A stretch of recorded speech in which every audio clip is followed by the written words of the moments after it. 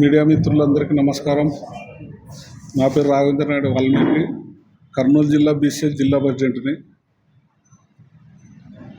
Assembly సమావేశాలు అయిపోయినాయి, మండల సమావేశాలు అయిపోయినాయి, కానీ కూటమి నాయకులు వాల్మీకి ఎస్టీ రిజర్వేషన్ గురించి ఈరోజు వరకు ప్రస్తావించలేదు. ముఖ్యమంత్రి కానీ, డిప్యూటీ సీఎం కానీ, బీజేపీ రాష్ట్ర అధ్యక్షులు కానీ ఎవరే కానీ వాల్మీకుల ఎస్టీ రిజర్వేషన్ గురించి ప్రస్తావించలేదు. ఈ నెల కర్నూలుకి భారత ప్రధానమంత్రి నరేంద్ర మోడీ గారు వస్తున్నారు. ఇప్పటికైనా గతంలో 2019లో ఎస్టీబీసీ కళాశాల మైదానంలో వాల్మీకుల స్థితిగతులు నాకు తెలుసు, కంపల్సరిగా ఎస్టీలో చేరుస్తానని ప్రధానమంత్రి మాట ఇచ్చిపోయినారు. ఆ మాటను మర్చిపోయినారు. ఇప్పుడు మళ్ళా వస్తున్నారు కనుక ఈ కూటమిలో ఉన్న మా వాల్మీకి నాయకులు ఇప్పటికైనా ఓట్ల కోసం వాల్మీకులను వాడుకోకుండా ఇప్పటికైనా ఎస్టీ రిజర్వేషన్ గురించి ప్రస్తావించాలని కోరుకుంటున్నాం.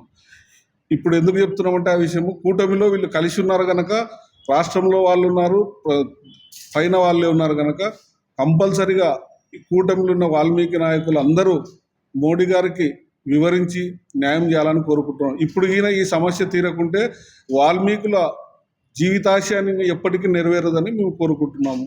ఎందుకంటే ఇప్పటికైనా వాల్మీకి నాయకులు కళ్ళు తెరిచి ఓట్ల కోసం కాకుండా జాతి శ్రేయస్సు కోసం మాట్లాడాలని మేము విన్నవించుకుంటున్నాం.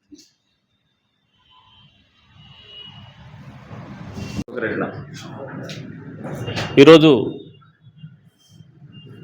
రాష్ట్రంలో అత్యంత వెనుకబడిన జాతి ఏదంటే వాల్మీకి జాతి. మరి ఈ జాతిని సంక్షేమం కోసము, అభివృద్ధి కోసము గతంలో సత్యకాల కమిటీ, శ్యాములు ఆనంద కమిటీలు వేశారు. ఈ కమిటీలు కూడా రిపోర్టు ఇచ్చి మా వాల్మీకుల జీవన స్థితులు ఎలా ఉన్నాయో పేర్కొంటూ గతంలో ప్రభుత్వాలకు విజ్ఞప్తి చేశాయి. మరి ఆనాడు చంద్రబాబు నాయుడు వాల్మీకులు ఎస్టీల జాబితాలోకి చేస్తామని చెప్పి కేంద్రంలో మోడీని ఒప్పించి కానీ మీకు ఖచ్చితంగా వాల్మీకులు ఎస్టీ చేయాల్సి చెప్పి మమ్మల్ని మోసం చేయడం జరిగింది. కానీ ఈ రోజు వరకు చెప్పి 10 ఏళ్ళైనా గడుస్తున్నా కూడా ఇంతవరకు మేము ఎక్కడ ఉన్నామంటే అక్కడే ఉన్నాము.